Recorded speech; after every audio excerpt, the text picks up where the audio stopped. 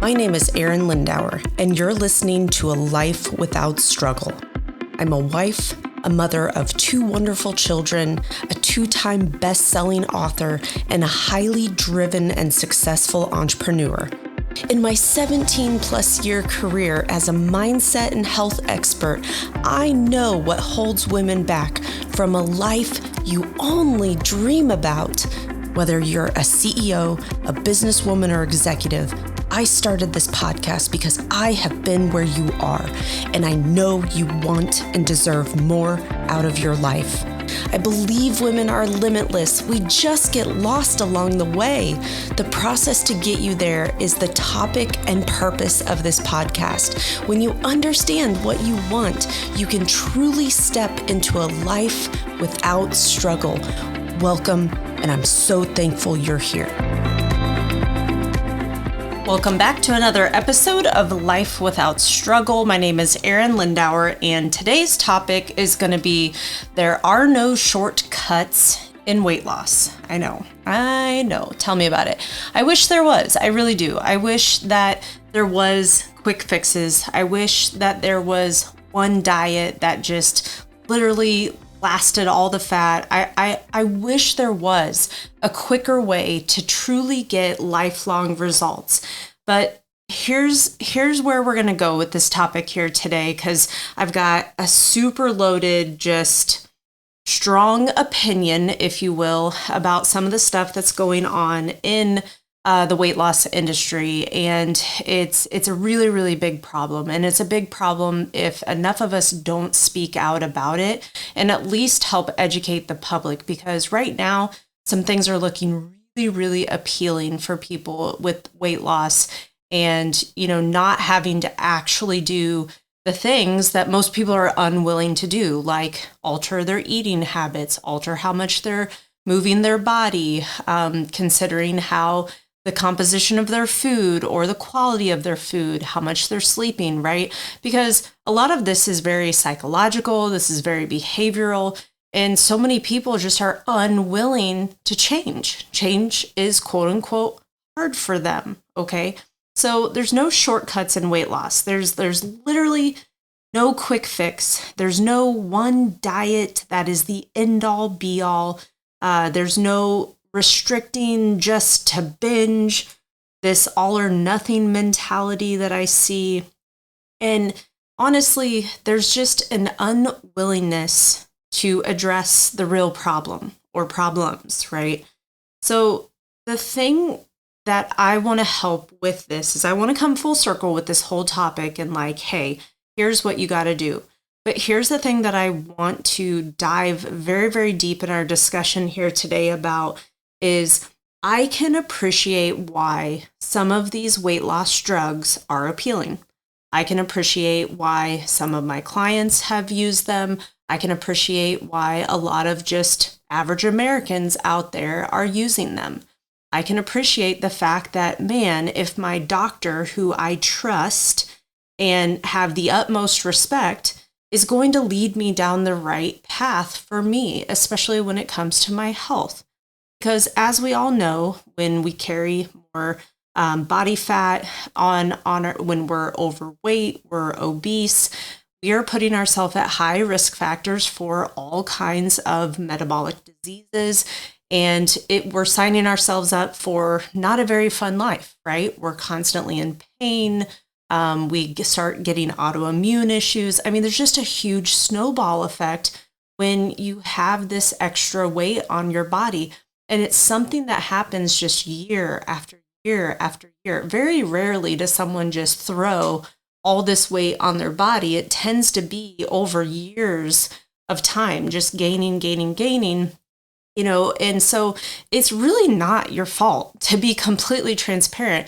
And here's the thing, the stuff that's in our foods should be banned. It should be outlawed, but it's not. And especially it's not here in the US. And so there's a huge problem that's going on behind the scenes when there's high fructose corn syrup, how your body responds to it, how your body wants more of it. And so again, I really can appreciate when someone is carrying too much weight that they're like, I don't know how this happened, but it's just every single year, I feel like that scale just keeps going up and up and up. And every time you go to the doctor, that scale is even more, right? And I think we get stressed. I think we get life. We have a lot of competing priorities, and taking care of ourselves isn't necessarily top of mind, right? Like we're just trying to put food on the table. And, I'm not sure about you guys, but when you go to the grocery store, it costs a heck of a lot more to just put food on the table. And so again, you've got just stress, bills, life, work, kids, aging parents. Like there's just a lot of things that are constantly on our minds. So again, I can appreciate that we do want a quick fix. We want something that's just going to solve this problem. But I'm here to tell you there are no quick fixes. And I'm going to take this conversation even worse here today. And I want to really educate on these weight loss drugs. And this is really, I personally do not watch the news. I stopped watching the news a really long time ago. Doesn't mean I have my head in the sand. By far do I, but I have trusted sources that I use to give me very unbiased, very full, big picture, so that I understand what's actually going on in this world and what's important and what's not, and what narrative is whose and whom. And anyways, so I heard today that Costco is offering weight loss drugs through their low-cost health provider partner. It's Sesame or Sesame, I don't know who it was, but anyways, Costco is now offering that you can go direct to consumer with a healthcare marketplace that connects medical providers nationwide with the consumer. So last fall, basically Costco started offering its member with this online checkup for as low as like $29. Okay, cool. Well, that's helpful. Well, now they're understanding that 1 out of 5 people, when they're on these health calls or checkups, they're asking about the weight loss drugs. And so now they're seeing an opportunity to clearly fill a need per se, and also make some money, because these drugs are very, very expensive when you really look at it in comparison. Now, don't mind me putting this stat out here, but I find it kind of interesting that Costco as a whole sells $100 million and 50-cent hot dogs every year. So of course they're going to share a weight loss drug, right? So just had to put that out there. 100 million, guys. $100 million and 50-cent hot dogs are sold. But now you can get a GLP-1 at the cost of $950 to $600 or $1,600 per month. Okay, so let's just remember where the money is going. And so this is where I need you to stay super open-minded. This is where I ask my listeners to be very, very flexible. And even with myself, I try to be very flexible. At first, when I heard these weight loss drugs, I was like, no, absolutely not. This is terrible. This is ridiculous. And then I kind of eased up and was like, okay, well, if this is what helps someone get over the hump, okay, well, maybe. But then I started to understand a little bit more about what this drug is actually doing. And I've had the intimate knowing what it's done to some of my personal clients. And so it's really shaped my overall image of you're in for a real ride with these drugs. So again, I don't blame anyone for thinking, man, this is such a great option. But you've got to understand what this drug is actually doing in your body. And if it's not dosed properly, you're going to have indigestion, you're going to have stomach cramps, you're going to have potentially lifelong paralysis to your GI system. I mean, there's so many risk factors that they are not telling you, or they're making them sound like they're not that bad. I have watched firsthand people puking. I've watched firsthand people just like having to stop a workout because they felt so terrible. So there's the asterisks that we need to make sure we understand. So the thing that I want you to understand is what this drug is doing is it's keeping food in your stomach longer.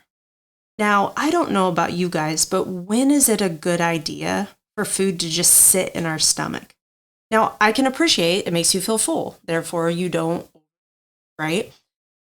But let's just think about it not emptying out of your stomach and why that would be good or not good. Okay, so last time I checked, we want our digestive system to be as efficient as possible.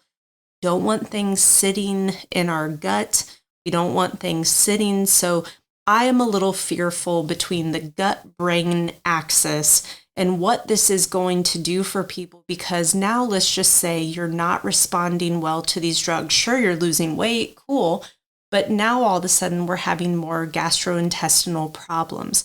Okay, if your GI system is not happy, we've already linked that you now have higher risk with depression, anxiety, and these drug companies that make this weight loss drug, they also make those drugs too. So I'm just curious how this is going to all play out. So anyways, I digress.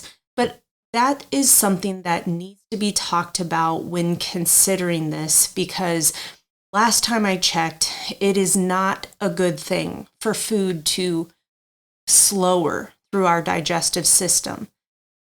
Also, the thing that they're not talking about is, okay, when you're losing weight, you're losing both tissue and adipose or fat tissue. It is not a good thing to lose lean tissue. What this does is this drives your metabolic process down. So think about that. Your body's already not revving and working on all cylinders. And now when you're losing weight, you're actually losing tissue. We had a firsthand witness of this with one of our clients in our gym, and he stepped on the scale and Tony just said, hey man, I told you, because we have one of those in-body scanners where you can show someone what their lean tissue is, what their fat tissue is, and when they lose weight, what is that composed of? And he is even working out 2 times a week. So that right there is just showing that this is not a positive thing for an aging person. You never want someone to lose lean tissue. That, if anything, you want to be gaining lean tissue. The other thing that I thought was really, really interesting was Weight Watchers has now launched a new membership plan that gives members access to doctors who can prescribe these medications. It also made a $100 million plus deal to buy Sequence, which is a telehealth business that can offer virtual prescriptions where appropriate to patients for these weight loss drugs. Other places that, man, when I read this, and this was all off of a CNN article, but luxury gyms like Lifetime are now acquiring weight loss clinics with doctors who can prescribe the GLP-1s, while Equinox is designing exercise programs specifically for people taking the medicines. So listen, people, the thing that you got to understand is follow the money. Follow the money and understand what is actually happening. So there's no quick fix. While these weight loss drugs may seem very, very appealing, I have heard more times than not, yeah, I was on the drugs and yeah, I lost some weight, but then I put it all right back on. Or I only lost like 16 pounds, or I only lost, and man, it was really expensive. And so again, you got to understand that this drug, the second you go off this drug, will put the weight back on. And the weight that you put back on is not lean tissue. The weight that you put back on is fat tissue. So all you've done is make yourself metabolically even worse. So I wanted to bring this conversation to you today so that you can better understand what's actually happening with this drug. The other thing that we've seen is the multiple complications with the GI system post. But guess what? They have a drug for that too. So again, I can appreciate why these drugs look really, really appealing, but are they? So this is where this is a symptom of a much bigger problem. The problem that we're not addressing is the quality of our food. We're not addressing the stuff that's in food that is highly addictive. We're not putting parameters on what we can serve people. I don't know about you guys, but I grew up eating school lunch, and I am adamant about our kids not having school lunch. And the funny thing is that the school that they go to, they have a caterer. So it's even better than what a normal school lunch would be. But even I know what's on the plate. And it's like, this is not nutritionally sound for my kiddo. And I don't want them exposed to that, because I don't know about you guys, but I remember when it was like the square pizza or rectangle pizza, pears that are in like straight sugar. I forget, like it was like everything was yellow on my plate, and we always called it like yellow day. Or you had like nuggets that who knows what was in those nuggets. You had French fries, and again, like peaches and syrup, and I don't know, maybe peas or carrots, which obviously none of us touched. But when you think about the quality of that food, it was terrible. It was stuff coming out of like Gordon's or I don't even know the other manufacturers, but it's not high quality food. And so again, it's like, dang, this is what we've been exposed to. And for some kids, that's the best meal they get, right? And I remember doing research in college, and we were working with an inner city school, and we were trying to really educate not only the kids, but we were educating the parents. And it was majority of the population was Hispanic and very low income. And so I remember talking to, this little guy, his name was Jose, and all he wanted to do is he wanted to make the baseball team. And so we were trying to help him understand, how he needed to condition his body. And when we sat down to talk to him about his nutrition and what food, he was like, we just have those bags of food. And I was like, what do you mean the bags of food? Like I'm thinking veggies in a bag or something. And he was like, like the cereal in the bags. And I was like, oh. He goes, yeah, sometimes I eat that like for every meal. And my heart just like sunk, right? And I'm getting choked up just thinking about it. But you realize like this is such a bigger problem in our world, and having access to good quality, right? And I think over the years it's gotten better, or has it, right? And so I feel like we're running up a hill, and there's no top to this hill. But I wanted to come here and like put this message together that you have to really address real problem. So again, I can appreciate that taking a drug, thinking it's going to solve all your problems, it doesn't solve your problem. It's just like taking depression medicine for the rest of your life. You've got to do the things to work through and understand, why am I so depressed? Why do I feel how I feel? What have I not worked through? What have I not considered? What have I not, figured out? I used to self-proclaim that I was an anxious person. And when I realized, I wore that like a badge of honor, and, I took medicine for it. And I got to some point where I was like, holy crap, this medicine is like literally running my life. And this is not to shame, like everybody's got to do what's best for them. But on the flip side, you got to understand and take back the control, taking back the control over your body.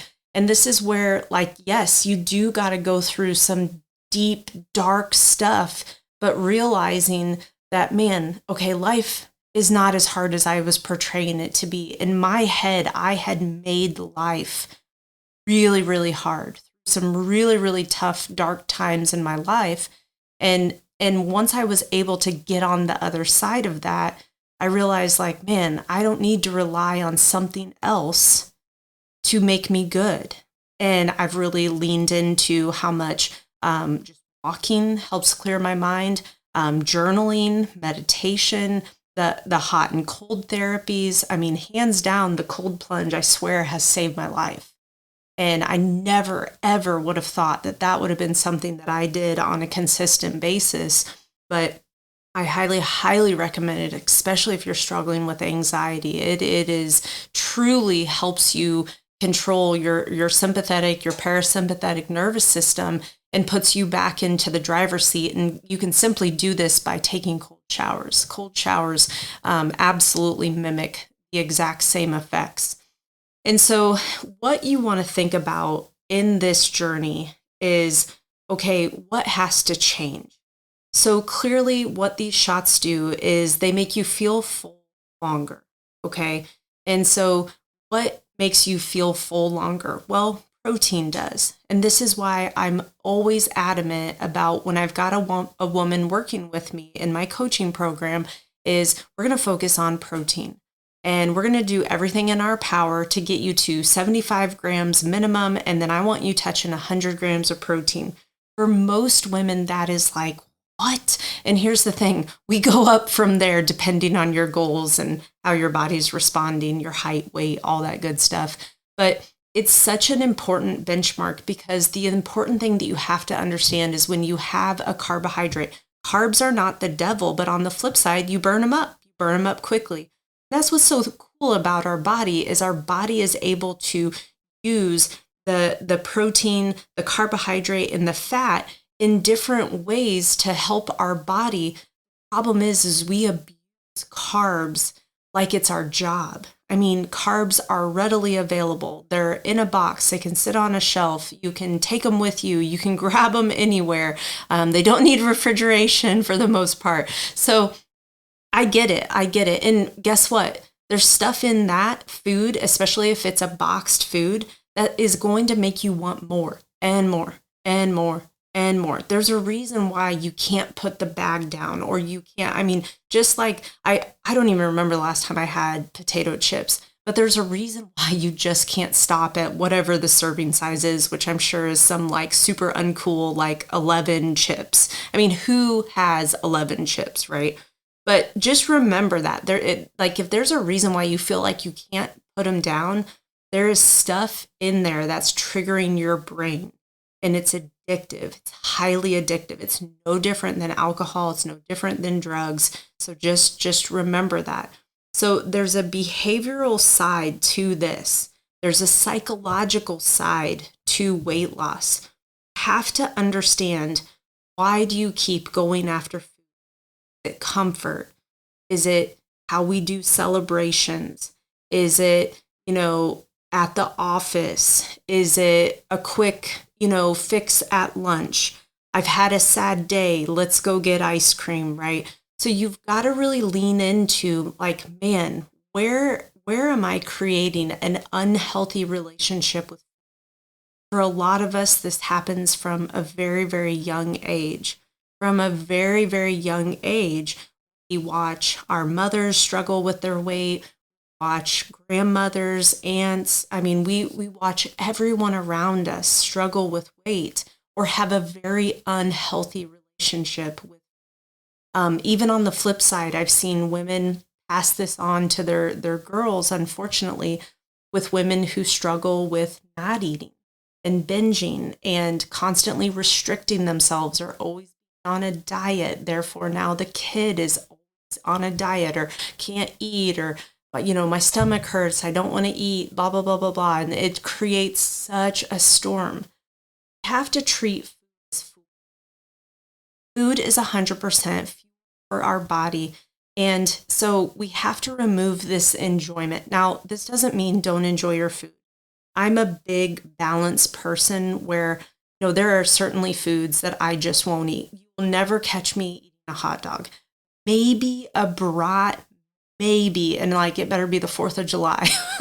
But like I will never consume that. I very rarely have pizza, and that's just how we function. And a lot of people can't fathom that. Don't have big pasta dinners. We don't eat lasagna. We don't have spaghetti night. Like, do I fix that every now and again for the kids? Absolutely, because kids will eat it, and of course they'll eat it, right? Like, so let's just be real. So we are very, very just, here's your meat, here's your veggie, here's a complex carbohydrate. If it swam, walked, crawled, came from the earth, like that's what I'm eating.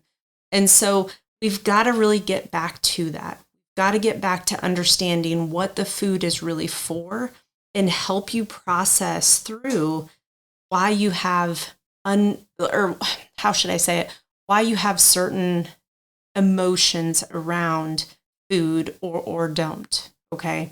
So again, there's no quick fixes. I wish there was. It takes time. For most women to see the results that they desire, it takes them a good 1 to 2 years. Nobody wants to hear that. Can you lose weight faster? Of course. The problem that I see with faster weight loss is don't keep it off. Okay, so of course we always applaud the person who loses so much weight in 1 month, but I always get very, very challenged when someone loses the weight super, super quick and then, oh, I'm good. Well, hey, we got to see you through. One of my best success stories online is, gosh, what did she lose? She lost 20 pounds in 2 months. And that was literally all the weight that she needed to lose. She was absolutely a healthy weight. She did the bulk of that. I think it was 15 or 16 pounds in the first month. And I was freaking out. I was like, hey, what are you doing? She was sending me all of her food, so I knew exactly what she was eating. But I was like, hey, are you okay? And she was. The cool thing is she's been coaching with me now well over 2 years, and we've just trained for some really cool goals that she had set. But what I loved about it was she set it in her mind that she wanted to get this weight off. She wanted this weight off yesterday. And so did all the things to see the weight loss. But the coolest part of this entire journey is we're still down the amount of weight. She was beyond ready to get rid of it, but she was also ready to get rid of all the associations around it. She absolutely reduced alcohol, barely touches a drop of it, and can't believe it because that was such a part of her life. Just understanding how to navigate if the family wants pizza, okay, how does she navigate it for herself? If she does, meaning sometimes she'll have something else. So I think there's just such a journey that we have to go on. And if you're going to just take a shot, you have to think about this. You have to take that shot for the rest of your life. Otherwise, you will put the weight back on. Okay, so that if you haven't made the changes. And so here's the thing. You may be thinking okay, I'll do these shots. I'll make sure I'm working out and, I'll be able to go off of them and everything will be fine. I'm here to tell you that we have not seen those cases. And until these drugs have been used longer and longer, we are not going to know the long-term effects of using these drugs, especially on the GI system. So the thing that gets me very, very frustrated and scared for people is don't understand fully what's going to happen when food is sitting in our GI system. And that's not necessarily a good thing. And then what is that going to do for the gut-brain axis? And here's the thing that's such a travesty in our lifetime is, why are we not studying this more? Why are we not curing depression? Why are we just saying, here, take a drug, and this is just going to mask everything for the rest of your life, by the way? I just have a problem with that because your body is an amazing machine. Your body was created to truly take care of himself. And here's a side note while I'm still on my tangent is I am a huge fan of modern medicine. I am not anti-drug. But I'm anti everybody's pockets getting filled off of you, the everyday person who's just trying to make it. You're just trying to figure things out. You're just trying to live life, have purpose, have meaning. And that's the problem that I have. It's hard enough just to put food on the table, let alone here waving this shiny carrot in front of you saying, oh, all you got to do is, get this injection and your life problems are going to be solved. That's not what this is about. You got to have this image in your head of who it is that you want to be. And then you have to understand, what are the steps? What are the steps that you need to take for you to be the best version of you? You got to fill your mind with the good stuff. You got to have good people speaking into you. Stay away from the propaganda. This I personally feel that this is very, very much propaganda being put out in front of you to get you hooked on something for the rest of your life. And I personally just cannot disagree with it more, just based on how it's impacting people that we've seen just intimately. The other thing we've got to do is we got to move our body. You gotta, reasonably speaking, move your body. Do need to have progressive resistance training when appropriate, and that is lifelong.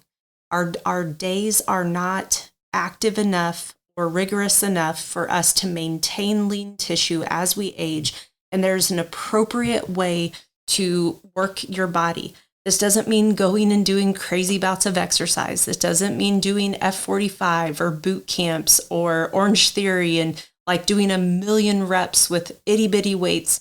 This also doesn't mean throwing around crazy weights, but it's about truly having the appropriate resistance training with your body and seeing good tone, having good strength on up into our, I mean, shoot, I was training this morning a 76-year-old woman. Like, how cool is that, right? Like, it's just so cool to see her move the gym and be able to, go and travel with her daughter. She just, got back from Europe and DC, and oh my gosh, it's just so fun to see her at 76 years old jump on an airplane by herself, meet her daughter in DC, and go to all the monuments and do all the things. So I just love that, and it's possible. The other things that we want to really lean into is understanding how to nourish your body. You want to be very protein focused.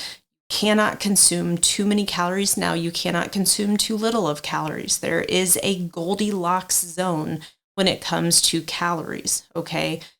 You need to consider the quality of your food, okay? It's really important to understand, like, if that bag of chips can sit in your pantry for a year, there's a problem, okay? If the boxed goods, the canned goods can last for eternity, like, let's just be honest. And so again, I can appreciate, not everybody can just have fresh, whole food all the time, but you gotta pick these battles, okay? Then the other thing that you really want to think about is your sleep. How much are you sleeping? It is important to get 7+ hours of sleep every single day. If you are getting interrupted sleep, if you're not sleeping well, this will absolutely take a toll on cortisol. It will mess up ghrelin and leptin. What I find is most people just stay up way too late, which promotes late night snacking. They miss their circadian rhythm. They miss peak melatonin and growth hormone in their body being released. So there's just a lot that goes into sleep. It's where you restore your body. Everybody knows what it feels like to get a really good night's worth of sleep, and how you wake up the next day. It's like, oh my God, you feel like you could take on the world. Imagine if you felt like that all the time. The other things that we really need to think about is our environment.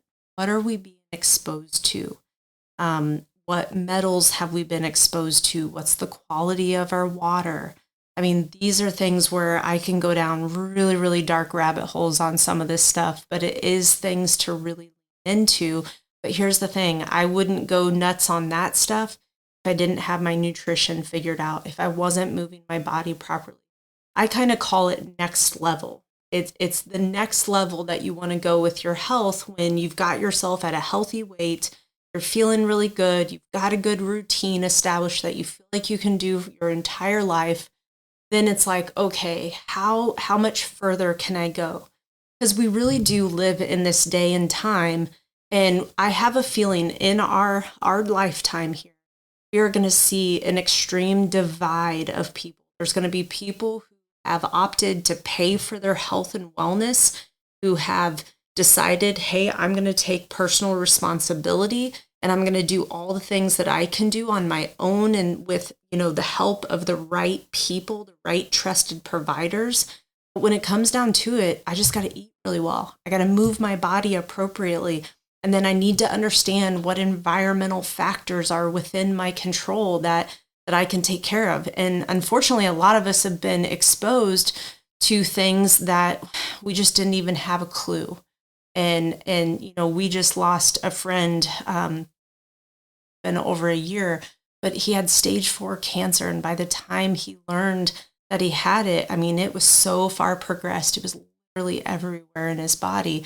And there was no family history of any cancer. in the time that he learned that he had cancer and passed away, his sister learned that she had cancer and thankfully is working through it, caught it early enough and able to do treatments. But then listen to this, not just, I think 2 months ago, his father passed away of having cancer, and he was literally told lived a week. So there's something to be said that there's stuff that we don't even realize. So I went down a huge rabbit hole with you here today. I wanted to bring this message to you because I'm pretty fired up. There are no shortcuts when it comes to weight loss, and it's worth every effort of the journey to do this the right way. The problem is you feel like you need motivation. You feel like you need accountability. And I'm going to tell you that motivation is never coming, okay? But you can get accountability and support from the right types of coaches who can put together a proper plan for you. Yeah, they're not going to tell you anything that maybe you don't know already, but there's going to be some nuances that you didn't consider, but it's more of understanding the behavioral and the psychological side of why I do what I flip and do. So there's no shortcuts. I promise you this journey is everything. You're going to learn so much about yourself, and it's worth every effort, whether you got 10 pounds, whether you got 50, 60, 70 plus pounds to get off your body. This journey is worth it. If you're willing to dig a little bit deeper than you really think you want to, I promise you, you will come out on the other end, and it is hands down the most important journey you can go on. This journey isn't just about weight loss, guys. This journey is about the self-discovery of who am I? What do I need to learn? What is the purpose of me? Okay, and you may be like, dang girl, this is a little deep. It is. It is deep. And this is the magical, powerful stuff that I do with women, my husband does with men. And it's one of the coolest things to see someone after a year, 2 years, 3 years of having that kind of coaching and support, just see where they're at. Like they've changed jobs, they've done different investments, their company's running on a whole nother level. They're going for different positions and jobs. They're taking the vacations they never dreamed of. And it started with taking care of themselves. And then it trickles into every single aspect of their entire life. That's why there's no quick fixes. This is a journey that's worth going on for the long haul. All right, let me know if you need help.